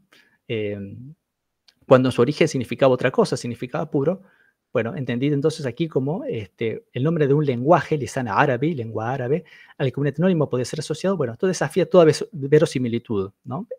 Creo que esto hace falta argumentarlo, ¿no? Parece una cosa bastante absurda, muy enrevesada, ¿no? Para colmo de sus males, en 2020, el arqueólogo y lingüista jordano Ahmed El-Jallad publicó en su artículo, y ya ven cómo la literación no es una tentación solamente mía, Arab and Arabic in Ancient North Arabia, ¿no? Todo con A también, en el que presentaba dos inscripciones inéditas en escritura safaítica, ¿no? La escritura safaítica es básicamente una escritura derivada de la sudarábiga que se utiliza en un área geográfica muy restringida para representar el árabe antiguo, que resultan la primera atestación no ambigua del etnónimo. Bueno, acá hay dos formas alternativas, solamente con consonantes, ya nos hemos acostumbrado a esto, ¿no? Esta escritura no representa los sonidos vocálicos, que puede ser o arab o árabe. Bien, de vocalización desconocida, pero patentemente equivalente al árabe ¿no? En lengua árabe antigua. Bien, o sea, aparece esto como un etnónimo, ¿no? En estas inscripciones. Quedaba así en grave entredicho la hipótesis de Webb, comprobándose una vez más los riesgos del argumentum ad silentium. Bueno, sí. Hay que tener mucho cuidado con esas cosas, ¿no? Tratar de no hablar, no argumentar a partir de la ausencia de evidencia, porque un día puede pasar eso, puede aparecer la evidencia. Bueno, se trata notablemente, en el caso de estas dos inscripciones, lamentablemente no datables. Las inscripciones safaíticas casi nunca lo son. El terminus ante quem de las inscripciones safaíticas, ante la práctica ausencia de referencias cristianas, es el horizonte de la cristianización del área geográfica donde se hallan el Haurán, ¿no? Que es una planicie de roca basáltica, digamos, a caballo entre Siria, Jordania y el Reino de Arabia Saudita. Bueno, entonces el horizonte es ese, presumiblemente hacia los siglos IV, V después de Cristo, por supuesto, que es donde deberíamos esperar una cristianización suficientemente notable de esta sociedad del desierto como para dejar una evidencia en el onomástico, por ejemplo, ¿no? Con nombres cristianos, etc. Con toda probabilidad, bueno, se trata de un término de autoidentificación por parte de los autores de las mismas. A diferencia de las instancias de autoidentificación de individuos como árabes, extremadamente raras en la antigüedad, las referencias externas a ellos son bastante abundantes. Desde la inscripción de la estela de Salmanasar, ¿no? Estamos hablando de ahora referencias externas a los árabes, ¿no? Las internas básicamente son estas dos inscripciones. Ahora, las externas son muchísimo más abundantes, si bien en realidad son relativamente raras, y comienzan a partir de esta fecha, ¿no? La estela Salmanasar III, del 851 a.C., que menciona en asirio cuneiforme, ¿no? Esto es un denominativo, ¿no? De nombre masculino, Indibu, ¿no? Este es un denominativo de región, ¿no? País, Arba'a, ¿no? La leo, digamos, cómo se transcribe, Indibu el árabe, ¿no? En adelante. Bien. Se trata de un corpus en múltiples lenguas en el que el referente a las expresiones equivalentes a árabe parece haber sido, y se lamenta al menos, sumamente impreciso. Más adelante tengo un mapa por ahí, sería más conveniente saltar a ahora inmediatamente. ¿Qué tenemos acá? Localidades identificadas como Arabias por los autores clásicos. Bien, tomada de este texto, ¿no? Donde pueden encontrar lo que reproduce la figura 2 de este artículo. Bien, como verán, aquí en toda esta región sombreada de gris era donde los autores clásicos identificaban Arabias y árabes. Digamos, esto de entender bastante bien de que se trataba de un concepto, de dos conceptos si quieren, muy laxos, ¿no? Bien, vuelvo atrás entonces. Mención obligada es aquí de un curioso libro del noruego Jan Eretze, The Arabs in Antiquity, 2013. El autor acomete en el mismo la quijotesca labor de análisis de todas las menciones de los árabes en el periodo preislámico. Esta labor había sido anticipada, en cierto modo, por el artículo de Michael MacDonald, Arabi e Greci, de 2001, quien concluyera que los términos en griego, ¿no? Arabios y Arabs, ¿no? Plural árabes, ¿no? Si bien originalmente quizás correspondieran a un endónimo de una población determinada, con el paso del tiempo se fueron aplicando a zonas y poblaciones cada vez más amplias, ¿no? Lo que vimos en el mapa, aunque terminaban por designar paradójicamente a los habitantes del reino nabateo y tras su anexión en el 106 después de Cristo, por parte del emperador Trajano, a los de la provincia Arabia, ¿no? Retzo O sea, a partir de este momento, árabes son denominados los habitantes de esta provincia, ¿no? Del Imperio Romano. Rezzo, en cambio, ve un único referente tras todas aquellas menciones. Y bueno, aquí lo cito en inglés, ¿no? Este es el epílogo, ¿no? A community of people with warlike properties, standing under the command of a divine hero, being intimately connected with the use of the domesticated camel, ¿no? Una comunidad de gentes con propiedades guerreras, ¿no? Ubicados detrás de un, o a las órdenes, ¿no? De un héroe divino, ¿no? Íntimamente conectado con el uso del camello domesticado. Bueno, aquí viene mi crítica.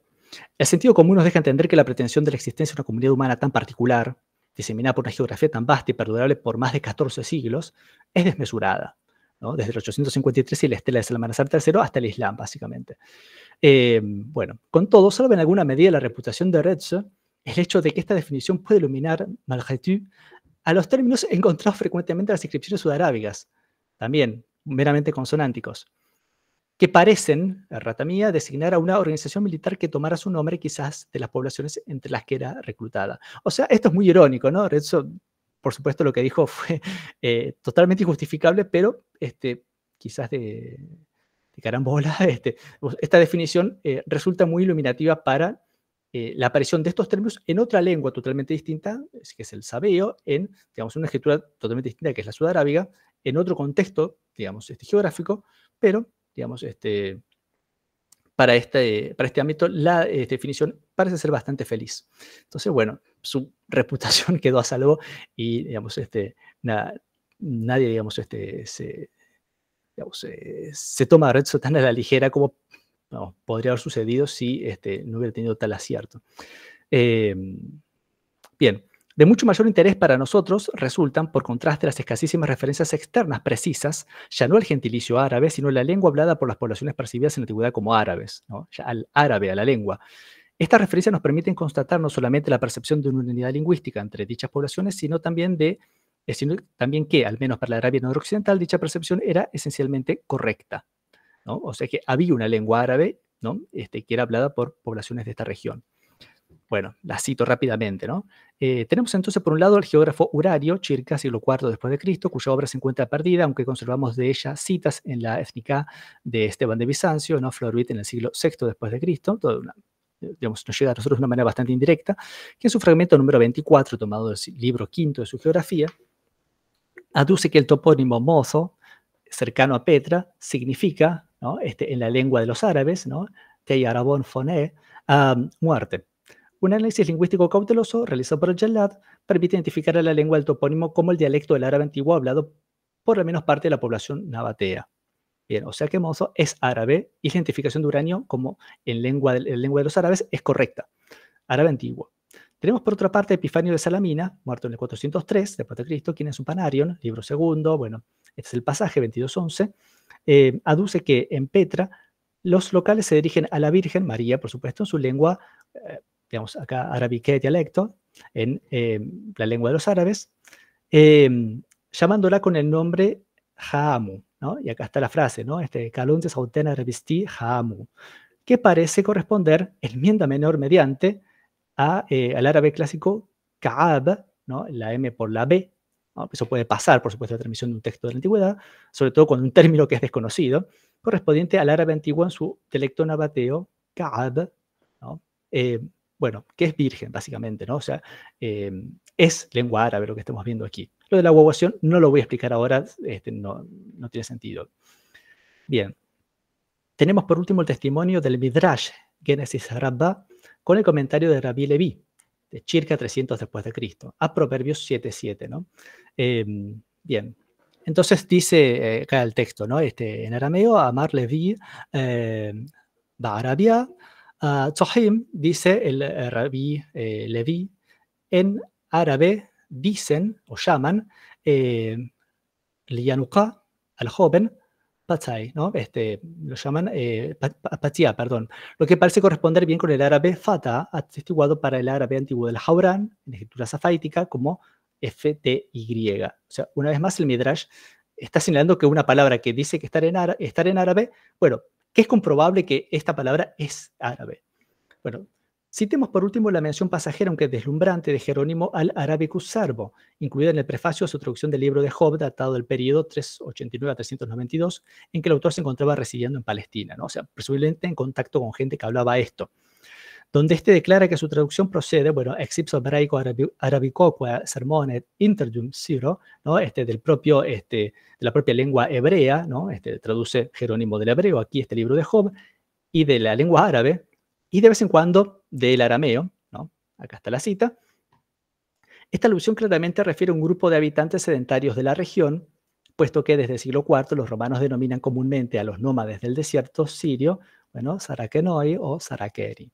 O sea, cuando dice Arabicus Sermo, tiene que referirse a los nómades, si no hubiera dicho Sarakenus Sermo, ¿no? Algo así.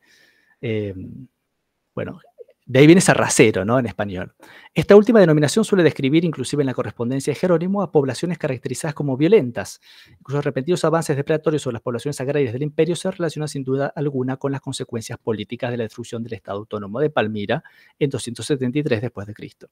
Testimonio muy discutido del efecto estimulante que tuvo la caída de la red de control de dicha urbe entre las poblaciones del desierto en la emergencia de liderazgos árabes novedosos es la llamada inscripción de An-Namara, allá en la localidad homónima, hoy en el sur de Siria, por René Dussault y Frédéric Maclerc en 1901.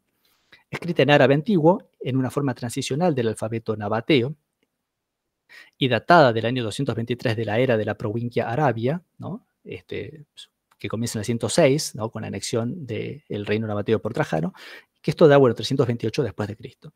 Bueno, dicha inscripción indicaba... señalaba el mausoleo del misterioso, bueno, acá está también solamente con consonantes, ¿no? Marrakais ben Amr, quien se proclamaba Malik al-Arab Kulluhu, ¿no? Traducible por rey de todos los árabes. Y aquí, bueno, tenemos voy a fijarme la hora. Vamos a ver qué podemos hacer con esto, ¿no? La funeraria de An-Namara con una inscripción tallada sobre una losa de piedra basáltica en 5 líneas decorada con el contorno de una tabula ansata, esto que tiene aquí, de Wikimedia Commons. Simplemente leo la traducción. Igual, digamos, la interpretación de esta escritura es bastante discutida. De esta inscripción. Este es el monumento funerario de Marrakais, hijo de Amr, rey de todos los árabes, quien ciñó la corona, ¿no? Es una expresión típica de la monarquía sasánida para suplir el reinado, y gobernó a las dos Sirias, aparentemente partes geográficas, Alta y Baja Siria, y a Nizar, ¿no? Una confederación tribal, y a sus reyes, y guerró contra Madhid, también otra confederación tribal, y luego, o hasta que, ¿no? Es la palabra que es Akdi, que se discute qué significa esto.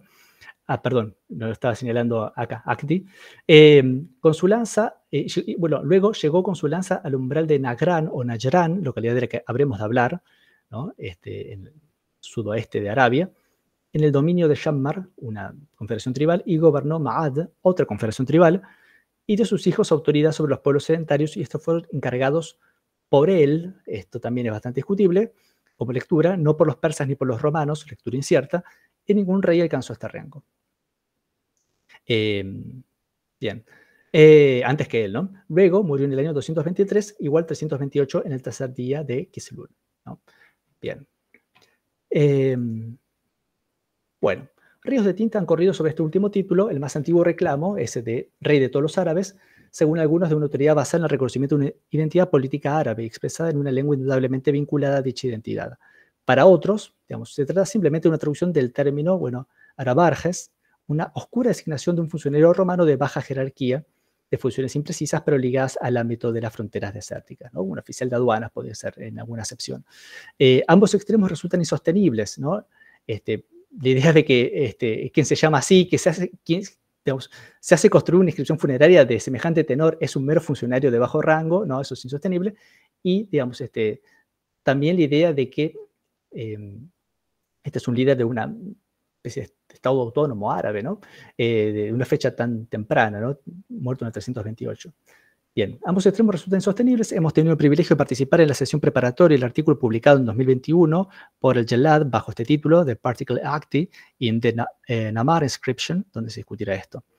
Si el término Malek es el término, digamos, árabe común para rey, parece designar en este registro epigráfico regularmente a la autoridad estatal, ¿no? aunque en realidad prácticamente casi todo gobernante, digamos, árabe que es algo o aspira a ser algo se llama así, ¿no? Va a asumir este título. El término árabe, hallado en las inscripciones safaíticas mencionadas, ¿no?, en las Hatrenas, bueno, de Hatra, ¿no?, localidad de la Alta Mesopotamia, aquí menciono, después vamos a ver, H336, 343 y Edecenas, bueno, con este nombre, este número, digamos, de registro, AS3649, parece designar a los habitantes del desierto en un ámbito regional determinado, ¿no? O sea, no me enfoco aquí en Malik, esto es rey, por supuesto, indica una pretensión de autoridad estatal, hay que ver después si efectivizada, sino que me enfoco en el término árabe, ¿no? ¿Se acuerdan? Mar al-Qais pretende ser rey de todos los árabes, ¿no? De Malik al-Arab Kulluh, rey de todos ellos. Bueno, yo digo, árabe es un término que en el registro epigráfico parece designar a los habitantes del desierto, sea sedentarios, sea nómades, ¿no? En un área, digamos, en un ámbito regional determinado, pero siempre la misma palabra, ¿no? O sea, esto no sugiere la idea de que alguien pueda concebir a árabes como, digamos, los habitantes de toda la península arábiga. Esto es inconcebible en la antigüedad, antes del Islam, pero sí que en Edesa, que en Hatra, llamaban árabe a los habitantes del desierto colectivamente. Bueno, aquí les pongo esta muy bonita, ¿no? La foto es de un iraquí, que la ha subido a la Wikimedia Commons, inscripción hatrena, con este número H343, allá en la puerta oriental de Hatra, esta ciudad, ¿no? Después, bueno, destruida por los sasánidas, ¿no? Por Yapurtas, un largo asedio en torno al 241, bajo el relieve de un águila, datada de noviembre y diciembre de 151 después de Cristo. Y bueno, aquí tenemos la inscripción que vamos a traducir también solamente, aunque es muy interesante leerla, ¿no? Esto es arameo, una variante del arameo, arameo hatreno. Bueno, en el mes de Canún de 463, por consejo de los dioses, acordaron el administrador Shamash Barak y los hatrenos ancianos y jóvenes y los árabes, todos ellos, nuevamente la misma fórmula, todos los árabes, ¿no? Y todos los que viven en Hatra, o sea, se entiende que los árabes no viven en Hatra, viven en las afueras, ¿no? En el desierto. Hatra es una ciudad fortificada enclavada en medio del desierto iraquí, entre el Éufrates y el Tigris, ¿no? Y así decretaron que todo el que roba al interior de esta rampa, se supone que es una rampa de acceso, y al interior de la muralla interior, si fuera hombre residente, hombre del interior, habrá de morir la muerte de los dioses. Y si fuera forastero, o sea, hombre del exterior, habrá de ser apedreado. Bueno, en fin, digamos, saquen sus conclusiones acerca de el orden, digamos, en esta ciudad. Simplemente yo quería concentrarme en la mención de los árabes. Otras inscripciones que mencioné es la inscripción siríaca antigua, AS49. Sí. Perdón que te interrumpa. ¿Cuánto nos queda? Son 4:30. Ah. Así que si podés ir redondeando cuando... Perdón. Está bien. Bueno, sigo con esto y voy a ver cuándo puedo terminar, ¿no? Bueno, allá en una caverna de... Esta inscripción, ¿no? Está allá en la caverna de Poñón, en Sumatar, 60 kilómetros al sudeste de Edesa, Urfa. Bueno, bien. Acá aparece nuevamente la expresión de los árabes, bueno, que hizo, ¿no?, la estela, ¿no? Barnahar, hijo de Dini, gobernador de árabes, ¿no? Aparece aquí la expresión para Aurelio Hapsai, hijo de Barcalba, liberto de Antonino, se llama Aurelio César, y su amo y benefactor suyo. Bien, ahí aparecen los árabes como comunidad, y este es el último capítulo, ¿no? Alá, Yahvé y el Dios. Esperemos poder, digamos, llegar a alguna parte, no creo que lo podamos terminar porque es largo. Si no, leo lo más rápido que pueda, pero vamos a ver que hay inscripciones aquí y otras cosas que necesitan cierto detenimiento.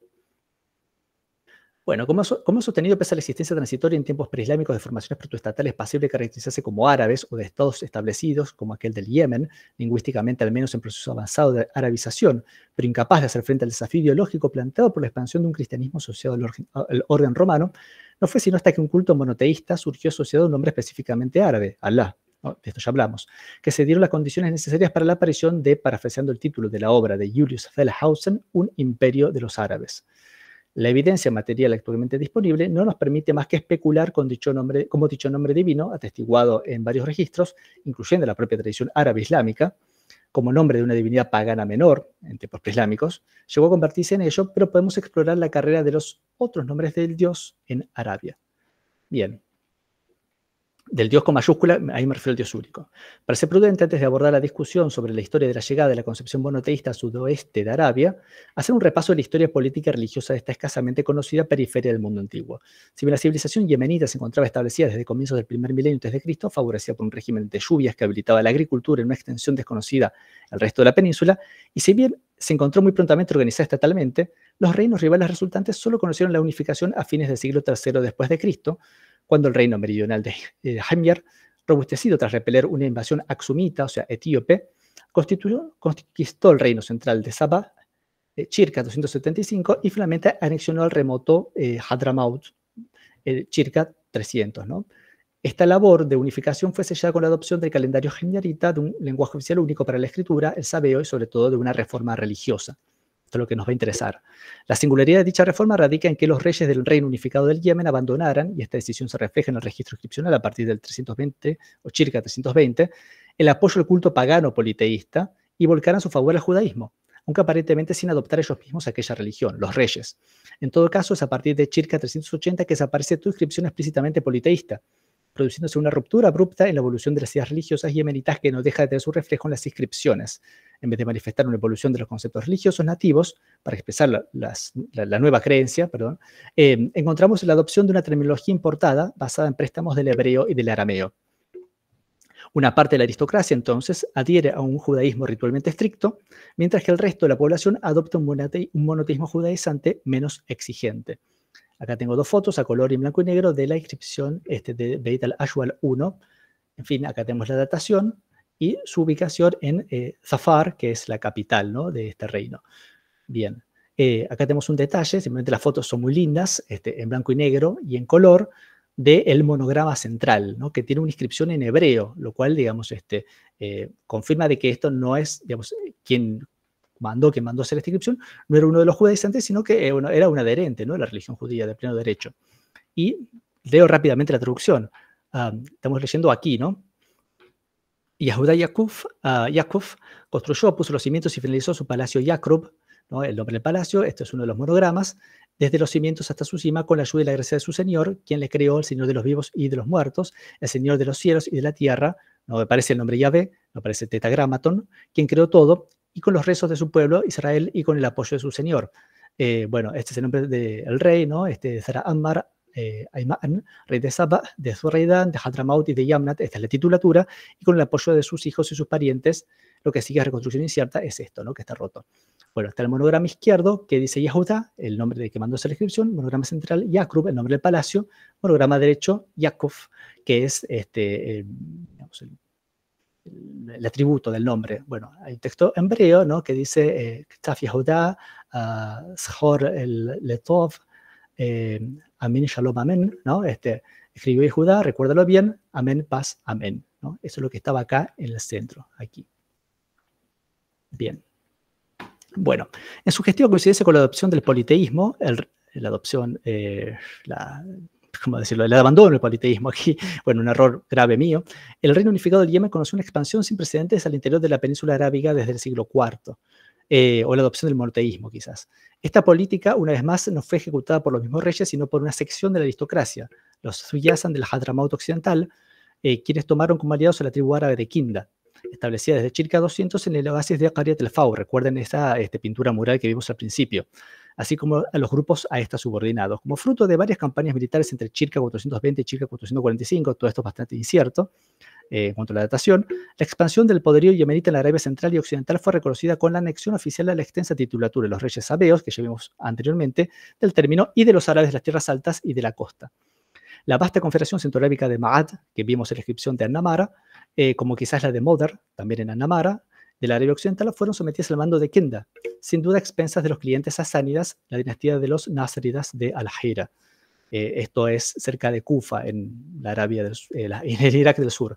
En 2014, mediante un artículo intitulado lo leía en inglés, Inscripción Antique de la región de Najran, los encargados de la misión arqueológica franco-saudita en Najran, oasis lindante inmediatamente al norte del antiguo dominio yemenita, publicaron una lista de inscripciones halladas en esta localidad, Bir Hema, incluyendo unos 16 textos breves en una lengua mixta entre arameo nabateo y árabe, anotada mediante una escritura nabateo-árabe transicional idéntica a la de las inscripciones monumentales de la Siria del Norte del siglo VI, o sea, siglo siguiente, y de carácter indudablemente cristiano. Esta evidencia incontrastable del surgimiento en torno a los siglos V y VI de una práctica epigráfica común a una extensísima área cultural árabe solamente puede explicarse mediante la política cultural religiosa del príncipe quindita de esta tribu de Kinda, al-Harith ben Amr ben Hujr, ¿no? Que reinara cerca, bueno, esta fecha, 470-525, y quien buscara autonomizarse del Yemen, difundiendo entre los árabes bajo su dominio el cristianismo y la cultura poética de Al-Hira, que también dominó, digamos, por un tiempo.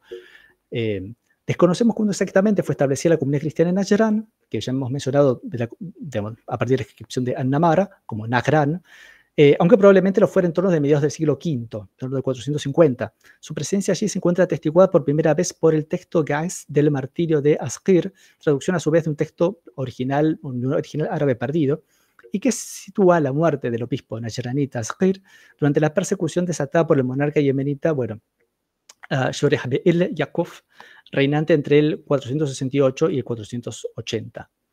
Bien, de confesión primariamente miafisita, es improbable que esta comunidad, o monofisita, que esta comunidad fuera establecida desde la Siria del Norte, donde la implantación de esta corriente fue tardía. O sea, no en esta época, ¿no? Sino que más probablemente la evangelización proviniera de Al-Hira, de la capital de esta dinastía de clientes sasánidas, clientes árabes sasánidas de los Násridas. Las inscripciones cristianas de Haima, ilustradas todas ellas con cruces, conmemoran probablemente a personajes célebres de esta comunidad, mártires quizás. Su formulario de datación demuestra la adopción de la era de la provincia Arabia, ¿no? La era de Bostra, junto a un calendario centroarábigo. Y aquí tenemos una de estas inscripciones, todavía bastante mal estudiadas, ¿no? O poco, digamos, comentadas, con la cruz y la traducción Thawban Malek en el mes de Burak. Esto es el calendario centroarábigo, febrero-marzo, del año 364, igual a 470 después de Cristo. Bien, estamos llegando, pero no sé cómo estamos de tiempo. La suerte de la comunidad cristiana en Najran fue variada, habiendo caído en el Yemen bajo la hegemonía de la vecina Aksum, Etiopía, cerca del 500.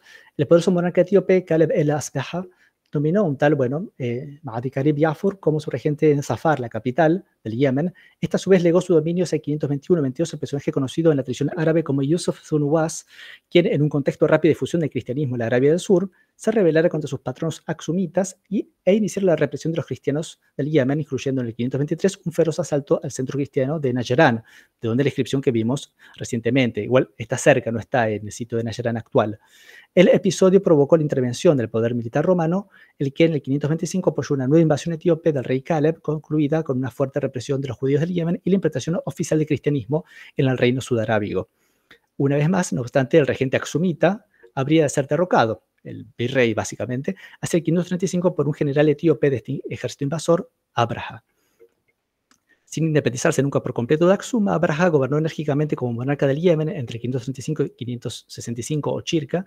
Durante su reinado, ricamente celebrado por inscripciones monumentales, se reparó la famosa represa de Ma'rib, que finalmente habría de colapsar hacia fines del siglo VI, y se redujo a la otra poderosa confederación de Kinda, llegando Abraha incluso en una misteriosa conferencia internacional, entre comillas, de 547, aparentemente a establecer un acuerdo de división de esferas de influencia con Roma y Persia en la península arábiga. Sin embargo, la estabilidad institucional y demográfica del Yemen, quizás afectado por el impacto de la peste, ¿no?, de 541, no sobrevivirían largo tiempo a su muerte, y en la década de los 570 se produjo una invasión sasánida con el apoyo de los Thuyasan remanentes, ¿se acuerdan de esta aristocracia del Hadramaut occidental?, entrando la región en un periodo de caos que condujo a la práctica obliteración de la memoria histórica de la civilización clásica yemenita para los tiempos islámicos. Los tiempos islámicos no se acuerdan de nada de todo esto que sucedió. Mientras tanto, al norte, el abrazo de un culto monoteísta bajo el signo de la religión oficial del Imperio Romano conducía a los protoestados árabes de la región a un callejón histórico sin salida, ¿no? Por un lado, el emperador Justiniano había elevado en el 528-29 a Al-Harith, muerto en esta fecha, 569-70, a la dignidad de sumo filarca, inaugurando así la supremacía del clan de los Jáfnidas, ¿no?, entre los clientes militares árabes de los romanos, ¿no?, cuyos líderes se llamaban, filarcas, delegando en ellos el control de una serie creciente de regiones fronterizas con el desierto sirio. Esta dinastía se caracterizó por su fuerte apoyo a la promoción del cristianismo entre las poblaciones de esas regiones en su variante monofisita, de la cual debe recordarse entre el concilio de Calcedonia de 451 y cuanto menos fin del siglo VI, no se desesperaba una reconciliación con la ortodoxia imperial. En particular, los Shafnidas habían unido su suerte con la del obispo de Edesa, Jacobo Baradeo, quien trabajara enérgicamente en pos de esta reconciliación. Bueno, vamos a ver qué pasa. Esto es lo último ya. Pese a ello, tras la muerte del obispo en 578, Al-Munzir, hijo de la Harith, hijo de este sumo filarca, y tercer príncipe de la dinastía de los Shafnidas, fue depuesto y exiliado en 582 por el emperador Mauricio, tras el fracaso de su gestión personal en resolver, en el curso de una conferencia episcopal en Constantinopla en 580, un referendo interno monofisita respecto a la titularidad del patriarcado de Antioquía. Habían cambiado los aires en la capital del imperio y el cada vez más encumbrado, sospechosamente autónomo y celosamente monofisita Al-Munzir fue víctima de un complot cortesano. Un destino semejante sufrió a Nu'man, último rey nástrida de la Hira, que se convertirá al cristianismo nestoriano contra la voluntad de su patrono sasánida en 594, bien, tras el asesinato de Mauricio en 602, y tomada la decisión de invadir el territorio romano, Khusro II, de cual vimos las monedas, o vimos un busto en las monedas, simplemente actualizó la fungibilidad de su cliente militar árabe, anexando por 602 por acto administrativo a su capital, Al-Hira. Bueno, los dos cayeron en desgracia, estos jefes de protoestados en las fronteras, digamos, protoestados árabes en las fronteras de estos grandes imperios, y fueron simplemente aplastados, digamos, por sus patronos. Con lo cual, esa vía no desembocó en la formación de, bueno, un estado perdurable árabe como lo fue así el imperio inaugurado bajo el régimen o el signo del Islam. Con esto terminamos, digamos, la parte expositiva. Nos queda así, bueno, una inscripción pues, muy impresionante, ¿no? No sé si tenemos tiempo para verla o si pasamos a la discusión. Fede, ya son menos cuarto. No sé si te parece. Abrimos a las preguntas. Por ahí, si no hay ninguna pregunta, podemos discutir un poco de esta inscripción. Dale. Bueno, perdón, A ver. Hola, ¿se me ve ahí? Bueno, gracias. Gracias, Fede. De nuevo, como era de esperarse, muy erudito, muy preciso todo. Y realmente digno de tus investigaciones profundas. Así que bueno, abrimos entonces el espacio. ¿Quién tiene alguna pregunta, alguna duda, algún comentario?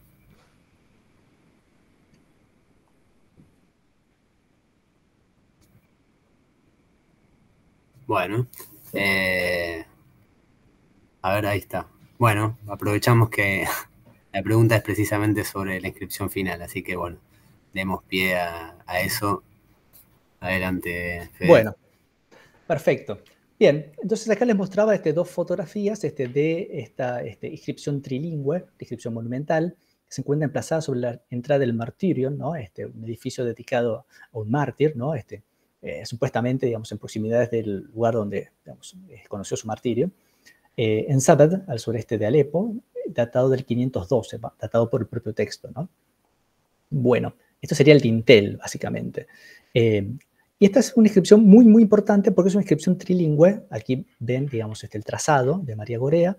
Tenemos acá griego, tenemos acá siríaco y tenemos acá árabe, ¿no? Y esta es la inscripción más antigua, ya no en nabateo árabe como las inscripciones de Haima, ¿no? Que describió la misión franco-saudita, ¿no? Najran, sino que esto es reconocible como digamos, el alfabeto árabe, por supuesto, digamos, en una fase de su evolución todavía muy temprana. Bien. Entonces, vendría a ser el primer texto árabe, ¿no? Y el primer texto árabe es un texto cristiano. ¿En qué me quería enfocar yo ahora, no? ¿Cómo se llama la divinidad, no? El Dios único, porque por supuesto es una inscripción cristiana, estamos hablando de un martirio y de un mártir cristiano. Acá lo que tenemos para leer es, bueno, el texto griego. No leamos el griego, digamos, en el año 823, esto expresado en letras, igual 521 después de Cristo. El 24 de Golpiaios, ¿no? Es un mes griego, igual al 24 de septiembre. Esto es la era Seleucida, ¿no? Esto es otra era, no es la era de la provincia de Arabia. Fue fundado el martirio de San Sergio bajo el periodeutes, acá de indicación de qué se trata, el presbítero itinerante, Juan. Un tema bastante común del cristianismo de estas regiones desérticas es la escasez de personal eclesiástico, ¿no? Y Aneo, hijo de Porqueos, y Sergio, hijo de Sergio, esto es la interpretación de Tris, ¿no? 3 veces. No, Sergio 3 veces, vendría a ser eso, ¿no? Los norteamericanos hacen eso, pero bueno, a veces un 3 después de un nombre, pero eso quiere decir, digamos, como el senior, junior y el nieto, ¿no? Lo construyeron siendo Simeón, hijo de Amras, hijo de Elías y Leoncio, los arquitectos.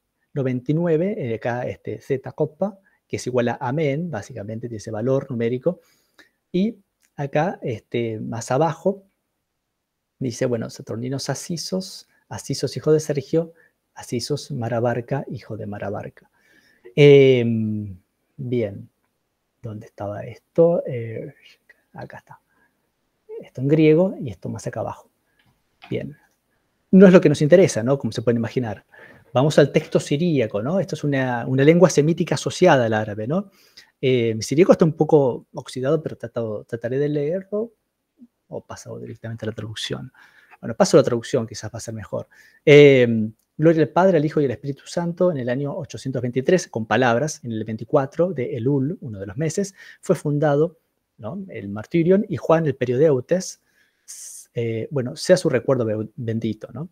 La piedra primera, y Mara, quien escribió, creo que acá me faltó una línea, colocó, sí, colocó, me faltó, y colocó la piedra primera, y Mara, quien escribió, y Anás y Antíoco, el fundador, en margen, Abasergios, y tras el texto árabe, ¿no?, por aquí, y construyeron Abasergios, Antíoco, Mokrim Bartimai y Mari.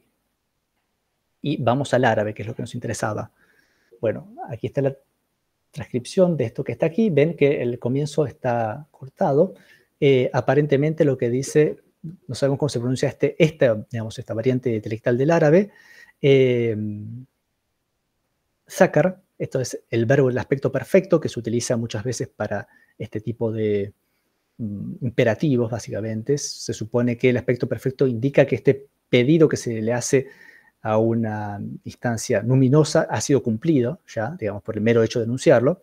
Entonces, recordó, literalmente, pero acá lo traducimos recuerde, el Dios, al-Ilah, ¿no?, que lo tenemos aquí, el Dios, no es Allah, eso es un nombre propio, es al-Ilah, el Dios, a Sergio, hijo de Amat Manaf, ¿no?, que es un nombre que tiene un compuesto sierva de Manaf, ¿no?, que es una divinidad pagana, lo cual, bueno, posiblemente indique que este Sergio sea la primera generación de cristianos. A Hane, lectura incierta, hijo de Mardoquais, a Sergio, hijo de Saad, a nombre difícil de leer, y a nombre difícil de leer. Entonces, bueno, tenemos aquí dejado, digamos, un espacio para la discusión, y como una chapa, una última, digamos, inscripción, esta es la última diapositiva, que es una inscripción árabe tallada en la roca, ya en la región de Samaruniyat, al noreste de Jordania, que pertenece al periodo islámico temprano, que tiene la mención del nombre Yazid, que se ha entendido como relativa al califa Omeya reinante de 680 y 683. No lo noté acá, pero es una inscripción cristiana, vean la crucecita. Y que dice algo parecido, está el mismo verbo para recordar, ¿no? Sakar, recordó, al-Ilah, son las mismas palabras, ¿no?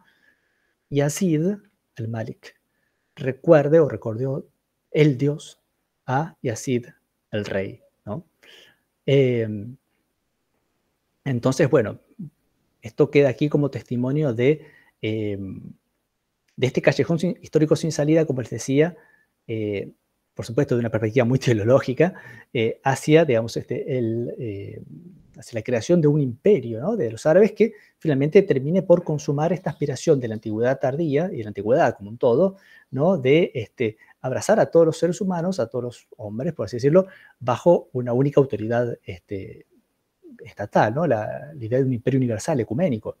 Que esto finalmente en el Medio Oriente la va a consumar de algún modo el Islam, ¿no?, al incluir en su ámbito tanto, digamos, a las provincias, antiguas provincias del Imperio Romano, como a la totalidad de lo que había sido el dominio sasánida, si bien con la salvedad reconozco de que Bizancio sigue existiendo, por supuesto, ¿no? En realidad esa unificación que, digamos, parecía posible no termina produciéndose. En vez de quedar un heredero del Imperio Romano, digamos, quedan dos. El Medio Oriente con esto que rabien, digamos, los historiadores de la Europa Latina, pero bueno, esa es la realidad.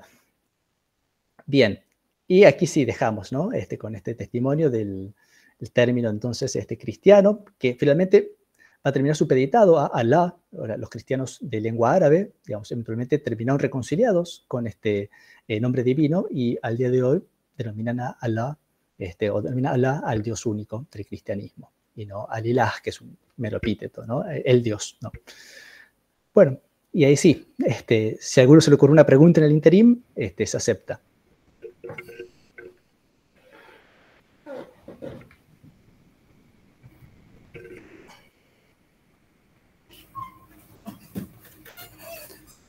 Bueno, Fede, vos por las dudas, te digo a modo personal, muy, muy interesante, desconocía absolutamente toda esta genealogía de Alá, ni más ni menos. ¿Cómo podría haber sido todo distinto? Uno piensa, bueno, realmente impresionante el trabajo. Imagino que también la falta de preguntas es porque a veces hay que dejar de cantar. Así que, como saben que es a Fede puede escribirte, ¿querés? Por las dudas, todos tienen Sí. tu mail, probablemente los que estamos acá, pero querés aprovechar para quienes nos van a escuchar en diferido, te puedan escribir. ¿Querés decir tu mail? Por supuesto, sí, sí. Hacer Federico Brusone como mi nombre, lo van a encontrar con el título de presentación, todo junto, @gmail.com. Bueno, excelente. Creo que sí, para quienes lo escuchan después, la grabación que se va a subir, porque todo esto, recuerden, cualquier cosa que tal vez en el momento no haya quedado claro o una información que es difícil retener en el momento, después todas estas conferencias en la semana virtual luego son subidas a la web, en la plataforma en YouTube. Así que cualquier detalle lo van a ver ahí, y cualquier pregunta le quieran hacer a Fede, no solo lo encuentran en la web, sino que le acaba de darles su mail, que lo repito, federicobrusone@gmail.com. Así que bueno, gracias a todos, gracias especialmente a Fede, gracias Belén de nuevo por ser la factotum de todo esto. Y bueno, Fede, si vos querés despedirte, y muchas gracias a todos. Bueno, por supuesto, como siempre les agradezco la paciencia. Si lo disfrutaron, tanto mejor. Si lo padecieron, tengan por lo menos el consuelo de que los alumnos de Historia de Sociedades Islámicas, bueno, van a padecer esto también, así que no van a ser los únicos. Eso es todo. Por supuesto, les agradezco nuevamente por la paciencia, a los que se hayan quedado con nosotros. Y bueno, nos estaremos viendo, espero, próximamente. Seguro, seguro. Bueno, saludos para todos. Muchas gracias. Muchas gracias, Fede. Muchas gracias, Santi. Bueno, ahí está. Bárbaro. Bueno, chau, chau.